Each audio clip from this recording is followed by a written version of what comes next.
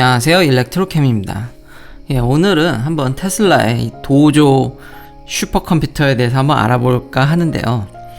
시작하기에 앞서 생각하지 못한 사실이 있었는데, 저는 매일 1일 1영상으로 이제 테슬라에 관해서 이야기를 하고 있습니다. 이제 알려드리는 거는 총체적인 것도 가끔씩 이제 다 정리해서 알려드리기도 하지만, 한 가지 주제를 잡고 그것에 대해서 좀 더 이렇게 세분하게 이야기를 합니다. 그러니까 최근에 좀 더 이제 테슬라에 좀 더 친화적인 이야기를 많이 했었죠. 이 영상이 어떤 분에게는 저와 첫 번째 만남일 수도 있다라는 생각이 들었습니다. 실제로 유튜브가 제공해주는 아날리틱에 보면은 그쵸, 이제 서브스크라이버가 아니신 분이 이 영상으로 또 처음으로 들어오실 수도 있으니까, 혹시나 여기서 부족한 부분들은 한번 제 채널에 가셔서 다른 부분들도 많이 있으니까요. 그 어떤 파트를 이야기하냐에 따라서 그 스탠스가 조금씩 바뀝니다. 물론 테슬라도 많이 발전했기 때문에, 제가 전에 배터리 부분이나 이런 것들은 작년에는 그나마 여지가 있었는데, 요즘 들어서는 정말 테슬라가 너무 잘하고 있고 공격적으로 나가고 있기 때문에 딱히 뭐 비판할 부분은 없는데, 오늘 하려던 이야기는 여전히 예전에 비해서는 긍정적으로 돌아왔으나 저는 그전에는 이걸 원색적으로 불가능하다라고 100% 아예 불가능하다고 했다가 한 10% 종류로 좀 긍정적으로 돌아섰다라고 알려드리고 싶습니다. 물론 전반적으로 저는 모델 3와 모델 Y를 갖고 있고 주식도 갖고 있기 때문에 테슬라를 응원하고 긍정적으로는 바라봅니다. 그래서 대부분 모든 파트들을 좋게 보지만 이거는 좀 여전히 좀 부정적입니다. 약간의 희망을 갖고 보는 거죠. 계속 이것에 대해서 이야기를 해보면 이제 4D 시스템을 했다. 그전에는 2.5D였는데 이제 디멘전을 늘렸다는 거죠. 그리고 이런 방대한 데이터를 처리하기 위해서 슈퍼컴퓨터도 우리가 도입을 했다라고 이게 보여집니다.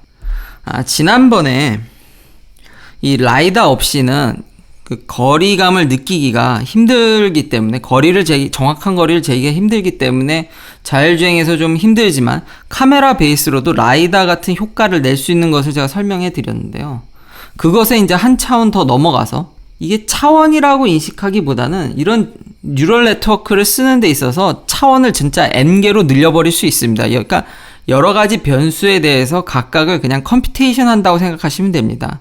그럴 때마다 이제 한 차원씩 늘어나는 거죠. 딱히 무슨 이게 3차원이나 4차원이면은 시간이 들어가고 뭐 너무 그렇게 복잡하게 생각하실 필요는 없는 것 같습니다. 나중에 n차원도 있습니다. 이런 컴퓨테이션 하는 데 있어서. 그래서 이제 4D 시스템을 해서 이제 시간에 대한 비디오 분석이니까 시간축도 넣어서 이제 예측을 하는 거죠. 말씀드렸지만 인간이 이렇게 자유롭게 우리가 대화도 하고 이야기를 이렇게 서로 나누고, 운전에 있어서도 그렇고 항상 우리는 어떤 센서만 좋은 게 아니라 인간은 그 다음 물체가 다음에 어떻게 움직일지를 내가 항상 예측샷을 합니다.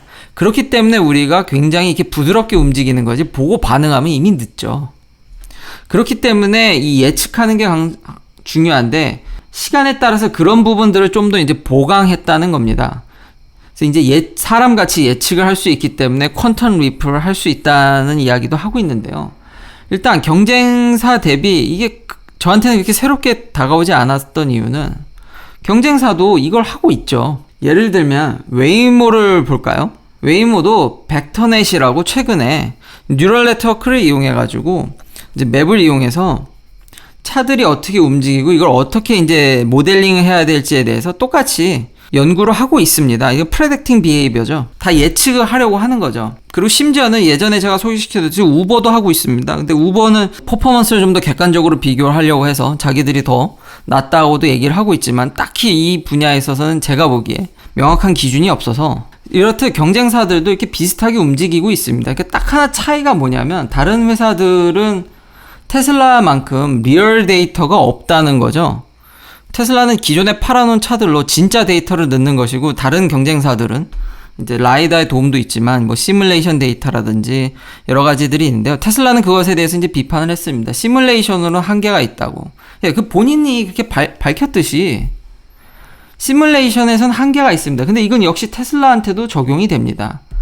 이 딥러닝을 쓰면 롱테일 프로블럼이라고 그래가지고 끝없는 그 예외적인 조그마한 케이스들이 나옵니다. 그러니까 굵직굵직한 것들은 아마 이런 컴퓨테이션을 이런 슈퍼컴퓨터도 도입해서 요걸 모델링을 하기 위한 이제 트레이닝을 하기 위한 이런 슈퍼컴퓨터도 도입을 하고 해서 아마 성능이 나아지긴 할 거지만 이게 참 운전이라는 게 항상 그 희귀 케이스 아주 엣지라고 여기는 표현을 하는데 이 엣지 케이스들이 계속 조금씩 나오는데 저 한두 건 때문에 우리가 사고가 나는 거거든요. 물론 전반적으로 우리 일상에 이 사고율을 낮춰줄 거기 때문에 전체적으로 응원은 하지만 완벽한 시스템을 구현하기는 어렵다고 봅니다. 저는 항상 저 엣지 케이스들 끝없이 나오는 것들을 어떻게 해결할 것이냐는 거죠.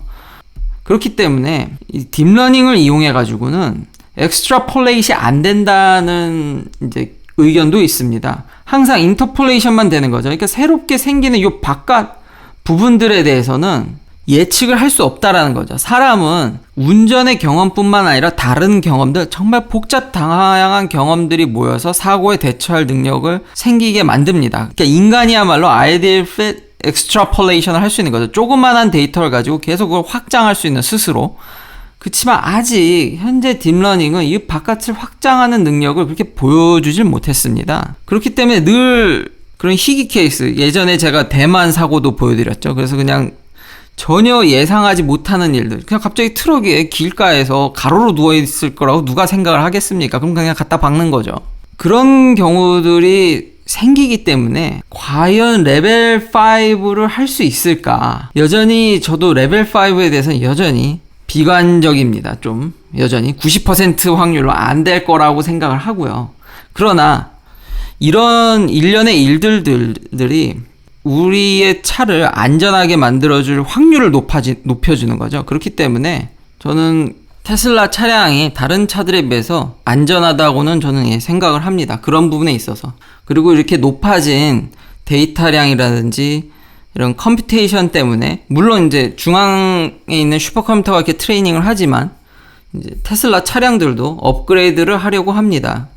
그래서 2021년에 하드웨어 4.0죠. 지금 3.0인데 4.0를 내년 말쯤에 이제 생산해서 아마 내후년쯤 탑재할 것 같고요. 이제 원래는 지금까지는 14나노의 삼성전자가 생산을 했지만 이제 TSMC가 이걸 생산해서 그때쯤이면 좀 더 나은 차 자체에서도 좀 더 나은 컴퓨테이션을 보여줄 것 같고요. 이는 대략 현재 3.0 대비 한 3배 정도 더 빠르다고 합니다. 예, 마지막으로 연구원으로서 제 개인적 경험을 조금 공유해드리면 많은 연구소의 이제 연구들이 요즘 이런 AI와 융합이 되기 시작했습니다. 그래서 많은 컬래버레이션이 있는데 거기에는 이제 실제 데이터를 넣게 되죠. 시뮬레이션보다도 저 같은 경우는 실제 데이터를 넣지만 이렇게 정말 많은 데이터가 있다 한들 여전히 라벨링이 문제고 이러면 이제 테슬라가 오토 태깅을 개발했다고 하지만 이제 파이썬의 사이클런이라든지 이런 데 보면은 이미지 세그멘테이션이라든지